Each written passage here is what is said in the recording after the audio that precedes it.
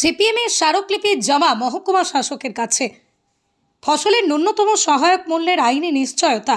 আরামবাগ মহকুমায় বন্যা নিয়ন্ত্রণ, রূপনারায়ণ নদীর পলি তোলা সহ মোট 13 দফা দাবিতে মহকুমা শাসকের কাছে স্মারকলিপি জমা দিল সিপিএম। শুক্রবার এই কর্মসূচিতে উপস্থিত ছিলেন দলের জেলা সম্পাদক দেবব্রত ঘোষ, শাখা সংগঠনগুলির নেতা এবং মহকুমা স্তরের একাধিক প্রতিনিধি। স্মারকলিপি জমা দেওয়ার আগে শহরে পদযাত্রা ও পথসভা অনুষ্ঠিত হয়।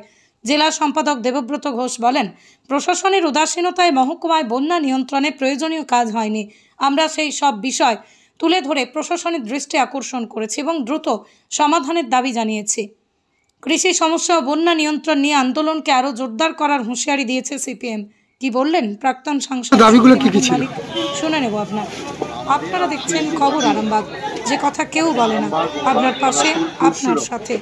এই চারটি থানা, বন্যা কবলিত এলাকা, এখানে যেভাবে বন্যার্ত মানুষদের যে যন্ত্রণা হয়, যেভাবে বন্যা রোধ করা যাবে তার জন্যে আমরা ইডিএম স্যারের কাছে আমরা দাবি করেছি যাতে বন্যাকে নিয়ন্ত্রণের ব্যাপারে এবং বন্যা যাতে না হয়, নদী বাঁধগুলো যাতে মেরামত করা হয়, সংস্কার করা হয়, নিকাশি ব্যবস্থাগুলো যাতে সংস্কার করা হয়, বন্যার পরেই যে বন্যার সময়ে দুর্গত মানুষকে যাতে তাদের ত্রাণ যথাসময়ে সকলকে নির্বিশেষে দলমত নির্বিশেষে সকলের কাছে ত্রাণগুলো পৌঁছে দেওয়া হয় এবং বন্যা পরবর্তী সময়ে যাতে সেখানকার মানুষদের বন্যার্ত মানুষদেরকে রক্ষা করা যায় তার জন্য যাবতীয় বিভিন্ন দিকে সহযোগিতা সাহায্য করার কথা বলা হয়েছে। আমরা বলেছি যে কৃষকের ফসলের যে ন্যায্য দাম, সেই দাম দেওয়ার ব্যবস্থা করতে হবে। কৃষি বিজ্ঞানী স্বামীনাথন কমিশনের যে সুপারিশ, এই সুপারিশগুলো কেন্দ্র সরকার মান্যতা দিতে দেওয়ার কথা বলল, কিন্তু সেটা মান্যতা দেয়নি। যার ফলে কৃষকদের যে আত্মহত্যা সেটা ঘটছে, সেটা যাতে না হয়, কৃষক যাতে ফসলের ন্যায্য দাম পায়, সহায়ক মূল্য যাতে পায়, এই দাবিটার কথা আমরা বলেছি।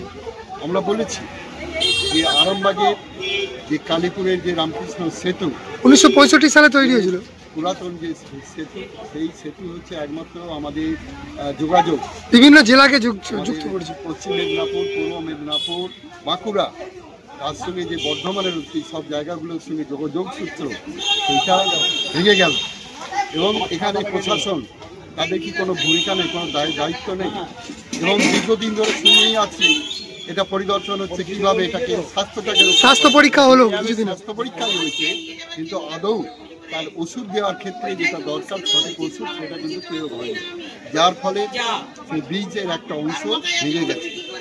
এখন যে অবস্থাটা, যোগাযোগ বিচ্ছিন্ন, যন্ত্রণার মধ্যে এই তিনটি জেলার মানুষের সঙ্গে বা আমাদের যে তিনটে কলেজ আছে, 3-4টে কলেজ আছে, অসংখ্য ছাত্রছাত্রী, অসংখ্য মানুষ, মাস্টারমশাইরা এখান থেকে ওখানে যান, ছেলেমেয়েরা আসে, তাদের যে যন্ত্রণা, সেই যন্ত্রণা যাতে অবিলম্বে নিরসন করা যায় তার কথা আমরা এইচডিওর কাছে বলেছি।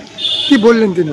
উনি বললেন এটা পিডব্লিউডিকে এগুলো হাতে তুলে দেওয়া হয়েছে, ওনারা যথাযথ খুব সত্তর ব্যবস্থা নিচ্ছেন, পূর্ত দপ্তরকে বলা হয়েছে। আমরা বলেছি এই কথা আমরা অনেকদিন থেকেই শুনে আসছি। 9 তারিখে ভেঙেছে। হ্যাঁ, 9 তারিখে ভেঙেছে, আজকে 22 তারিখ, 13 দিন হয়ে গেল। এতদিন হয়ে গেল, সেরকম কোনো ইতিবাচক পদক্ষেপ গ্রহণ করা হয়েছে বলে আমাদের মনে হচ্ছে না। যন্ত্রণার মধ্যে আছে, সত্তর এটার ব্যবস্থা অন্তত করুন। আর ওনার কাছে আমাদের আরও বলা হয়েছে যে কোনো সময় শহরটাকে রক্ষা করার জন্য যে ব্যবস্থা নেওয়া দরকার, তারকেশ্বরের যে বাঁধগুলো আছে, বাঁধটা আছে, কেবলমাত্র বর্ষাকালে মেরামতের জন্য উঠে পড়ে লাগে, কিন্তু বর্ষা পেরিয়ে গেলে বা তার আগে থাকতে যে মেরামত করা দরকার সেটা হচ্ছে না। যে কোনো সময় এইসব বাঁধ ভেঙে গেলে গোটা আরামবাগ শহর তলিয়ে যাবে, প্রশাসন তলিয়ে যাবে। এগুলো যাতে যথাযথভাবে সব কিছু করা হয় এবং গোটা থানা, আমাদের 4টি মহকুমা, এই মহকুমার যে যন্ত্রণা, সেই যন্ত্রণা যাতে নিরসন করা হয়। আমরা এর সঙ্গে আরেকটা বিষয়কে বলেছি যে আমাদের ঘাটাল মাস্টার প্ল্যান নিয়ে আমরা অনেকদিন থেকেই শুনছি যে আমাদের রাজ্যের মুখ্যমন্ত্রী নাকি নিজের উদ্যোগে সব কিছু মাস্টার প্ল্যান করে সেখানকার বন্যার্ত মানুষ, সেখানকার মানুষদেরকে রক্ষা করবেন, অপরকান্তরা আমাদেরকেও রক্ষা করবেন, এই আরামবাগ সাব ডিভিশনের এই অংশটাকেও রক্ষা করবেন। তা আমরা বুঝি না যে এটা কবে তার প্ল্যানটা কার্যকরী হবে, আদৌ হবে কি না, সেই মাস্টার প্ল্যানের মধ্যে কী আছে সেটাও আমরা সঠিকভাবে জনসাধারণ জানছে না। যাতে এই সত্তর তার শুরু হয়, মানুষ যাতে রক্ষা পায়, এই সঙ্গে আরও বিভিন্ন দাবি আমাদের নিয়ে?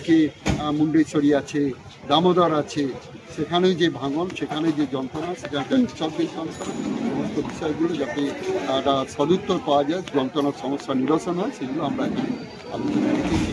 উনি বলেছেন যে দেখছি এবং খুব সত্তর করবে বলে উনি বলেন, আমি এগুলো যথাস্থানে পৌঁছে দেবো, এইটুকু বলেছেন।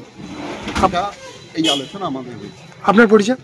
শক্তিমোহন মালিক, প্রাক্তন আমি কৃষক সভার আমি জেলা কমিটির মেম্বার। আজকে যেটা ছিল কৃষক সভা, ক্ষেত মজুরি ইউনিয়ন, আমাদের মহিলা সমিতি, আমাদের ছাত্র যুব সবাই মিলে সংগঠন, এই সমাবেশে দাবি দাওয়াগুলো সামনে রেখে আমরা ধন্যবাদ। তাদের কাছে আপনার উজ্জ্বল ভবিষ্যতের একমাত্র দিশারি জ্যোতিষ জগতে অদ্বিতীয় ডক্টর অঞ্জন শাস্ত্রী। দেখুন জ্যোতিষ অঙ্গনে অঞ্জন প্রতি রবিবার ঠিক রাত 12টায় শুধুমাত্র TV9 বাংলায়।